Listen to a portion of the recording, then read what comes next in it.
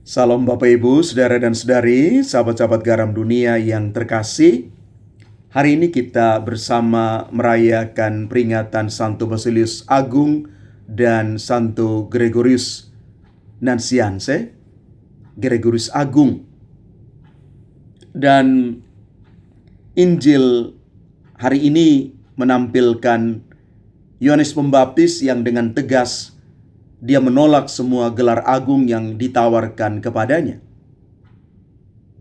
Akulah bukan Mesias, bukan Elia, bukan Nabi itu. Ia hanya berkata, aku ini suara orang yang berseru-seru di padang gurun, luruskanlah jalan Tuhan. Kehidupan Santo Basilius Agung dan Santo Gregorius yang kita rayakan bersama hari ini adalah ilustrasi hidup dari sikap Santo Yohanes Pembaptis itu sendiri. Basilius Agung menggambarkan tentang siapa sesungguhnya Yohanes Pembaptis dan juga siapa itu Santo Basilius Agung. Aku bukan Kristus, tetapi aku diutus di depannya. Santo Basilius itu adalah seorang uskup, teolog besar. Dia adalah pembela iman Nisea melawan ajaran Arianisme yang sangat kuat pada zamannya. Dia bisa saja membanggakan dirinya dengan kepandaian, kekuasaan episkopal, atau juga pengaruh yang luar biasa. Namun yang paling dikenang dari Basilius itu adalah kerendahan hatinya yang sangat nyata di dalam pelayanan kepada orang-orang miskin. Dia mendirikan basilika, kompleks rumah sakit, panti asuhan, panti jompo, dan juga begitu besar perannya, maka disebut kota baru belas kasih. Ia hidup sederhana, bahkan dia menjual harta warisannya demi orang-orang yang miskin.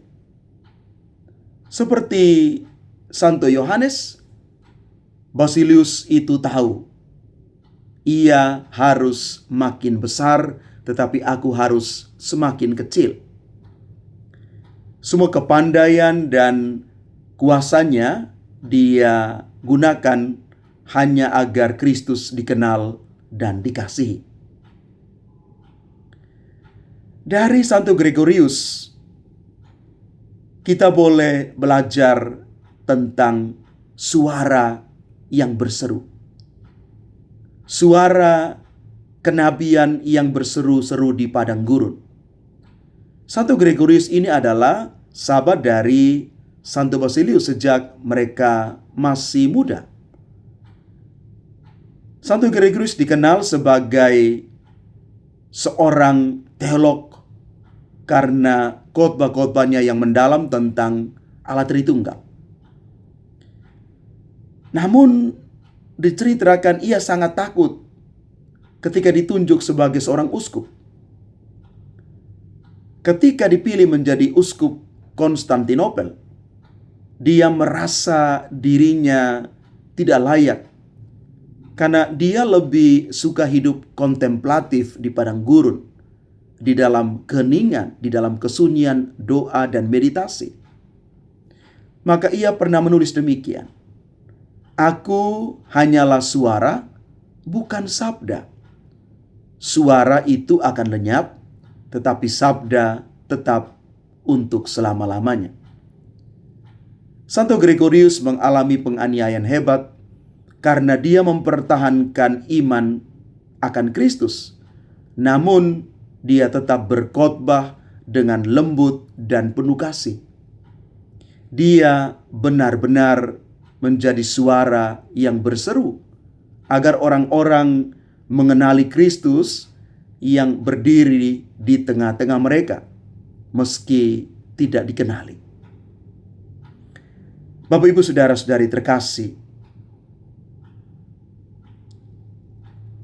adakah bagian dalam hidupku yang masih ingin menjadi Mesias kecil?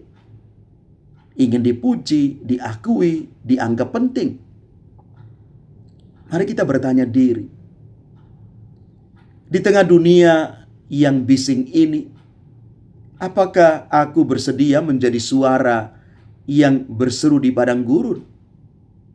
Yaitu menyaksikan Kristus dengan hidup yang sederhana, rendah hati, dan penuh belas kasih, tanpa harus mengharapkan sorak-sorai dari manusia.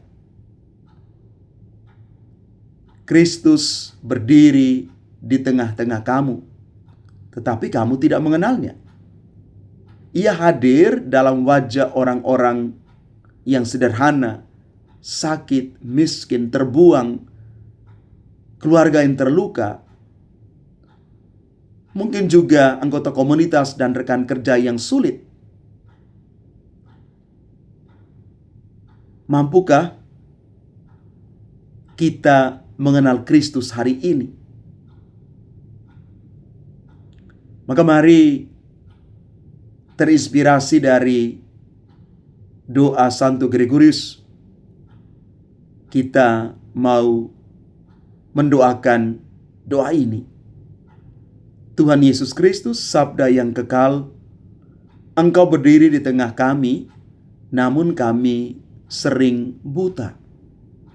Jadikanlah kami seperti Basilius yang mencintaimu dalam wajah orang-orang miskin, dan seperti Santo Gregorius yang hanya ingin menjadi suaramu di tengah dunia ini.